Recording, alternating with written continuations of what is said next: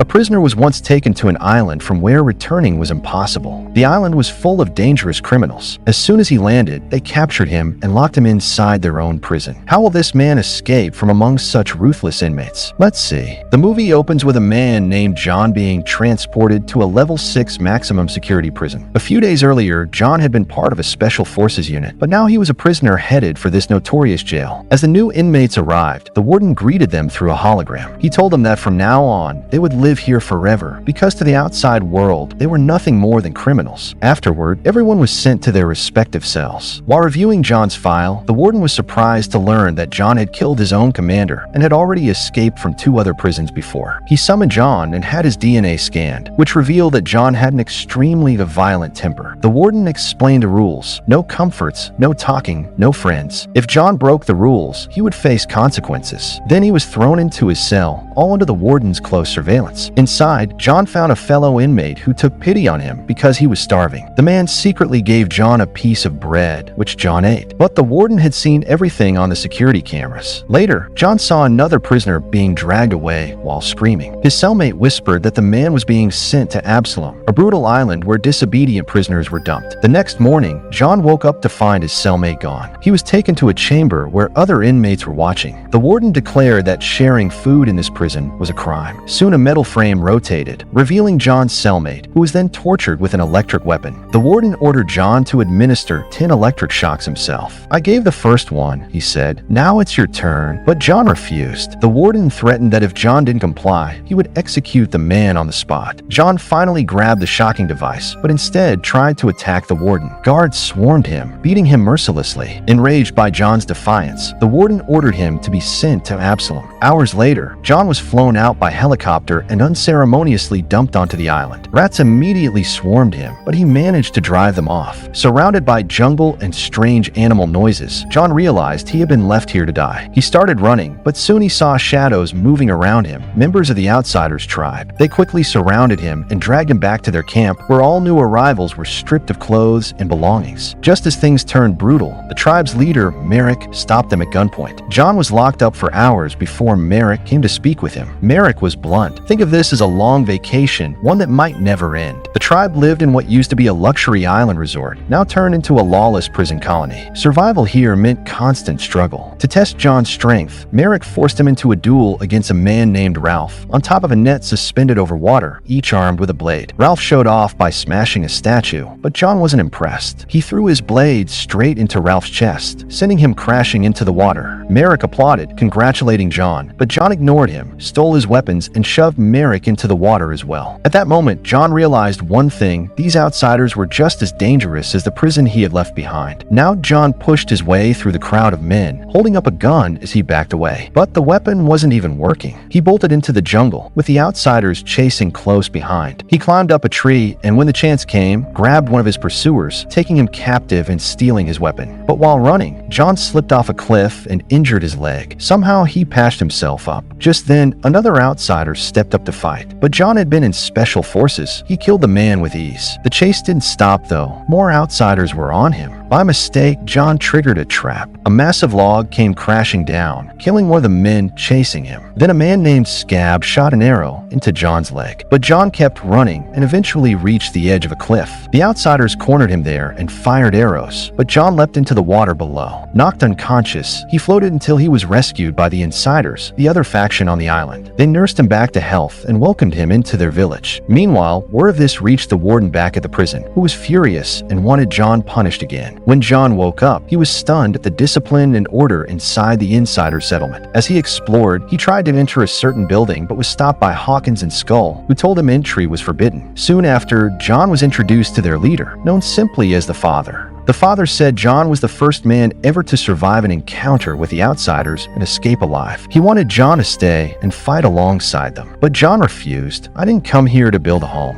I want out and fast." Later, John met Dis, who was trying to repair a broken gun. John gave him some advice on how to fix it, and the two began to form a tentative friendship. Soon, Dis and Hawkins took John to the watchtower, warning him, "Don't even think about escaping. The island is full of dangers. The Outsiders number 600. We're only 98. gate. They outnumber us 6-1. We can't fight them head-on, and the island's covered in cameras. If a helicopter comes, it's here in minutes." Later, John visited the camp doctor, Tom, who treated his wound with a herbal medicine. Tom warned him, "Keep it clean. We don't have medicine here. An infection could kill you." As John left, he noticed Casey was following him. Casey only wanted to meet the man who had escaped Merrick, but John brushed him off and went to the cliffs alone. There, he threw a box into the ocean. The waves immediately smashed it apart, proof that swimming away was impossible. Casey caught up and told him, "Don't even think about it. The waters are full of sharks." John realized escape wouldn't be easy. That night, John saw a procession heading toward the beach with supplies. He secretly followed, but Hawkins caught him and punched him. Hawkins told him to stay quiet. Those men were outsiders. John struck back with a punch of his own and stormed back to the village. The next morning at breakfast, John asked Casey why he was on the island. Casey confessed, "I helped the mafia boss kidnap 2 kids, but I swear I never wanted them dead. That bastard killed them, and that's why I'm in here." Just then, a helicopter flew overhead. Casey explained, "Supplies come twice a month, food, water, everything. But the outsiders always take it all. We never get a thing.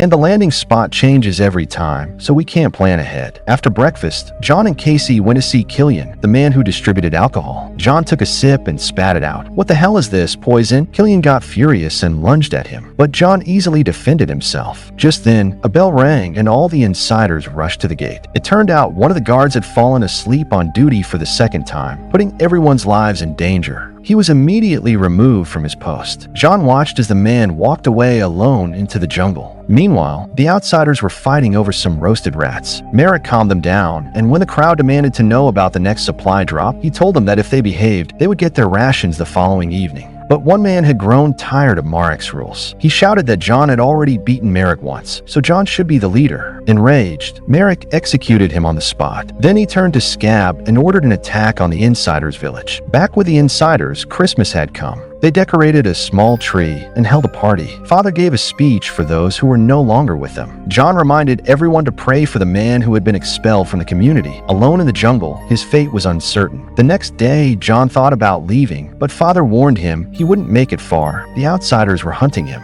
Out in the forest, the outsiders were already plotting their attack. A spy tipped off the insiders, and the alarm was sounded. Everyone armed themselves for battle. Casey begged John to fight alongside them. At first, John refused, saying, "This isn't my war." But then he realized the insiders were at least better than the bloodthirsty outsiders, who were attacking without reason. He decided to stand and fight. Back in the prison, the warden learned about the coming battle. Smiling to himself, he thought, "Perfect, let them kill each other." At the bridge, a few guards stood watch, but the outsiders dragged them into the water. Then came a wave of flaming arrows. One arrow struck a man straight through the mouth. Hawkins quickly ordered his men to take cover, but the arrows still set the village buildings ablaze. Some ran to fetch water. One soldier climbed a roof to pull out the burning shafts, only to be shot dead. The outsiders then tied trees together, toppled them, and smashed through the gate and tower. The village had been breached. A brutal fight broke out. Bodies fell everywhere. John unleashed his combat skills, cutting down enemy after enemy. Casey froze when an outsider came at him, but John saved him, killing the attacker with an arrow. Father fought with a wooden staff, while Skull defended him with ferocity. Even so, one attacker managed to stab Father. Hawkins pulled a knife out and told Skull to take Father to the tower. But Merrick and Scab had snuck into the village through the water and were already inside the same tower. John spotted them and used a rope to swing inside. Inside, Scab knocked Skull unconscious and began tormenting Father by pressing on his wound. Merrick, knowing time was running short, tried to kill Father quickly, but John burst in, opened a hidden hatch, and dropped him through it. Scab tried to recover, but Skull shot him with a flaming arrow. Now it came down to John versus Merrick. They fought viciously, trading blow for blow. Then Scab, still alive but burning, staggered back into the fight. Merrick shoved him out the window, and Scab fell into the water below. Realizing he couldn't defeat John, Merrick fled and ordered his men to retreat. The outsiders pulled back. The insiders mourned their fallen comrades. Father spoke words of comfort, though badly wounded. John stood apart, watching the flames, haunted by memories of his past as a soldier, when he too had killed so many men in war. Then Killian approached and handed John a drink. He told him that Father had been imprisoned after his wife's overdose, but there had never been any proof against him, which meant Father was probably the only truly innocent man on the entire our island. The next morning, John saw that some of his gang members were taking a boat and trying to escape. He rushed to Father to inform him. John told him that some people had built a boat and were preparing to leave. Father explained that they had been planning this escape for a long time. The boat was designed by Dystopian, and it had a cooling system that could avoid radar detection. But other sensors picked it up, and helicopters immediately came to surround them. They even fired at the lookout group, but the insiders managed to survive by hiding behind rocks. After this, Father said that the warden must have a spy planted among them. John said he wanted to go on the next boat, but Hawkins and Father told him that many people have been waiting for years, and John would also have to wait for his turn. A few days later, John went to Dystopian, who was building a new boat. John asked if he could go on this boat, but Dystopian refused. He explained that 30 years ago, for money, he had built a dangerous bomb that killed 50 people. He never wanted to do something like that again, so as punishment, he had decided to spend the rest of his life on this island. John noticed that Dystopian had some old Chevy engines, but the distributor was missing, so he went to Father with a condition. He would bring the missing engine part from Merrick's camp, but in return, both he and Casey would be sent on the next boat. Father agreed, but with one condition: John must also tell Merrick's people about the island, so everyone could have a chance to escape. As John left, Hawkins met him and handed him a map that showed a safe route to Merrick's camp. Dystopian also gave John a few bombs. Casey wanted to come along, but John shoved him back and explained that it was too dangerous. He would only be a burden. Meanwhile, Merrick told his men that he had killed all the gang leaders, so there would be no more conflict or fighting among them. A few hours later, John reached the outsider camp, and to his shock, he saw that Casey had secretly followed him. Suddenly, Casey stepped into a trap and got caught hanging upside down from a tree. Before John could rescue him, the outsiders captured them and dragged them into the village. The crowd laughed as Merrick prepared Casey for torture, and people shouted to tie shards of glass around his neck for fun. John used the distraction to sneak inside. He killed the guard by the stairs, found the missing engine part, and climbed a tower using a rope. There he killed 2 more guards. Through a window, he saw Casey being tortured. John threw a bomb inside one of the buildings, and the loud explosion created chaos. While everyone searched for the intruder, John rushed to free Casey from the torture device. But Merrick had already anticipated this. Both John and Casey were captured and thrown into a pool. Merrick ordered them to fight each other. Only the survivor would be set free. Casey pretended to attack John, but when he got close, he whispered, "The insiders need you, not me, and me." But John refused to kill his friend. So Casey suddenly rushed toward him. John accidentally impaled him with the spear he was holding. Merrick, however, went back on his word. He prepared a machine to kill John, but at that moment, a spy within the outsiders struck Merrick down. The spy told John to return to the village and inform Father that Merrick was planning to unite all the gangs for a second attack. John hurried back and handed Dystopian